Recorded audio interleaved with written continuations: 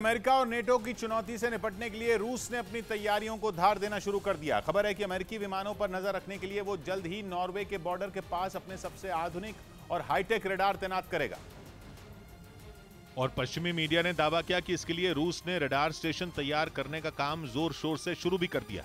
और रूस अपने सबसे आधुनिक रडार रेजोनेंस एनी VHF को जिस जगह पर तैनात करने जा रहा है वो नेटो देश नॉर्वे के बॉर्डर से महज 10 किलोमीटर की दूरी पर मौजूद है। दावा है सिर्फ नॉर्वे ही नहीं बल्कि फिनलैंड के एयरपोर्ट भी इन रडार की जद में रहेंगे। और इनकी तैनाती का मकसद अमेरिका के स्टेल्थ फाइटर जेट F-35 पर नजर रखना है, जो एयर डिफेंस सिस्टम को चकमा देने में माहिर माने जाते हैं। लेकिन रूस जिन आधुनिक रडार को इन पर नजर रखने का जिम्मा सौंपने जा रहा है उनकी नजर से ये लड़ाकू विमान भी नहीं बच सकते, क्योंकि दावा है कि 2020 में रूस की ओर से ईरान को बेचे गए ये रडार उसकी सीमा पर उड़ रहे F-35 फाइटर जेट की सटीक जानकारी देकर अपनी ताकत को साबित कर चुके हैं। और ये रडार करीब 600 किलोमीटर दूर से उड़ान भर रहे स्टेल्थ फाइटर जेट का पता लगा लेते हैं। और बैलिस्टिक मिसाइल की तो ये करीब 1200 किलोमीटर दूर से ही सटीक जानकारी दे देते हैं। साथ ही करीब 100 किलोमीटर की ऊंचाई पर मौजूद दुश्मन भी इनकी नजर से नहीं बच सकता। इतना ही नहीं, दावा है कि एक रेजोनेंस एनी VHF रडार एक बार में 500 से ज्यादा टारगेट पर नजर रख सकता है। जबकि रूस ने अमेरिकी विमानों की निगरानी के लिए इस तरह के 4 रडार नॉर्वे की सीमा पर तैनात करने का प्लान तैयार किया है।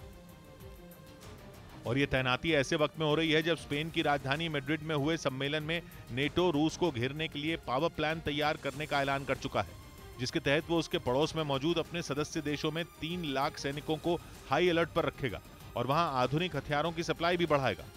साथ ही इस बैठक में रूस के पड़ोसी फिनलैंड और स्वीडन का नेटो से जुड़ने का रास्ता भी साफ हो चुका है, जिसके बाद रूस ये मान चुका है कि अब अमेरिका और नेटो मिलकर इन देशों में अपने मिलिट्री बेस भी बनाएंगे।